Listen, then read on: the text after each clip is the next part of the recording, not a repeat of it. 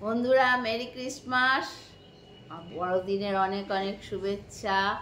আজকের ব্লগটা সম্পূর্ণ অন্য ধরনের। যীশু খ্রিস্টের বাণী নিয়ে। যীশু খ্রিস্ট বলেছিলেন, নিজের ক্রুশ বহন করে যে আমায় অনুসরণ করে না, সে কখনো আমার শিষ্য হতে পারে না। বন্ধুরা, যীশু খ্রিস্টের একটা মূল্যবান বাণী এটা। আরো বাণী আছে, আজকে তোমাদের শোনাবো। যে নিজেকে বড় ভাবে সে ছোট হয়, আর যে নিজেকে ছোট ভাবে সেই একদিন বড় হয়। তোমরা যা কিছুই করো না কেন, ভালোবাসার মনোভাব নিয়েই করো।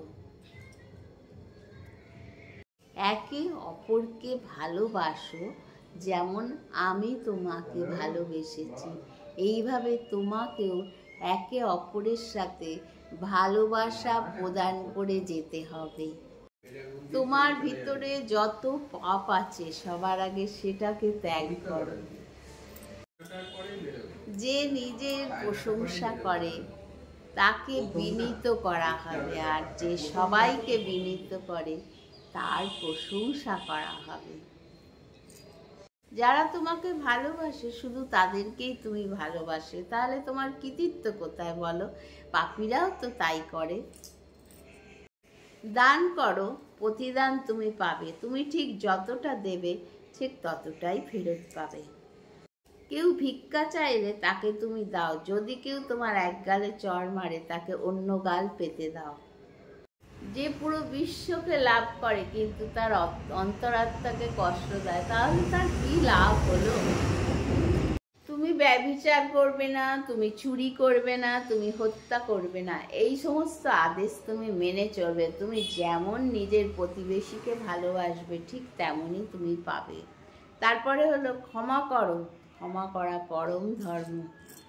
যখন তোমরা প্রার্থনা করবে, নিজের ঘরে দরজা বন্ধ করে এক মনে প্রভুকে ডাকবে। দেখবে তখন তোমার প্রভু তোমার প্রার্থনার প্রতিফল দেবে। যখন তুমি কাউকে দান করবে, তোমার ডান হাতে দান করবে, সেটা যেন তোমার বাম হাত না জানতে পারে।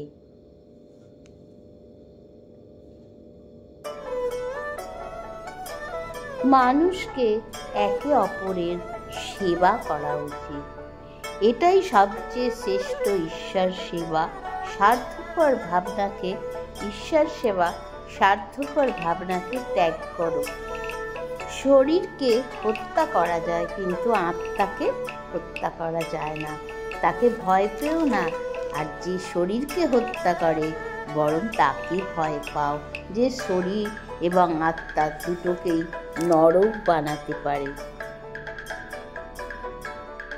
যে পুরো বিশ্বকে জয় করে নিজের পরমাত্মাকে কষ্ট দেয়, তার কিসের লাভ হলো বলো?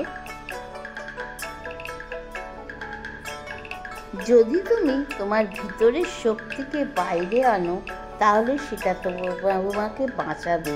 কিন্তু যা তোমার ভিতরে আছে, যদি সেটাকে বাইরে না আনো, তাহলে সেটা তোমাকে নষ্ট করে দেবে।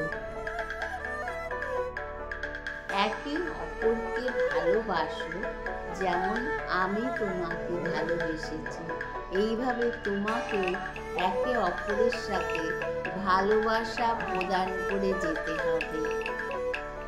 বন্ধুরা, এখানে যীশু খ্রিস্টের 16টি অমূল্য বাণী তোমাদের সংগৃহীত করে এখানে ব্লগের মাধ্যমে জানালাম। আশা করি তোমাদের উপকারে লাগবে। আর যদি তোমাদের ভালো লাগে তাহলে তো আমাকে জানাবে। আর সবার শেষে একটা ভগবান যীশু খ্রিস্টকে শ্রদ্ধাঞ্জলি জানিয়ে গান করবো একটা। সেই গানের মাধ্যমে আজকের ব্লগটা শেষ হবে। তা তোমরা ভালো লাগলে একটু লাইক, কমেন্ট, শেয়ার করে জানিও, অন্যকে জানিয়ে দিও। আর তোমরা যদি কমেন্টস করো তাহলে আমি আরও অনুপ্রাণিত হব। তাহলে এবার ও গানটা শুনি। বিশ্ব পিতা তুমি হে প্রভু, আমাদের প্রার্থনাই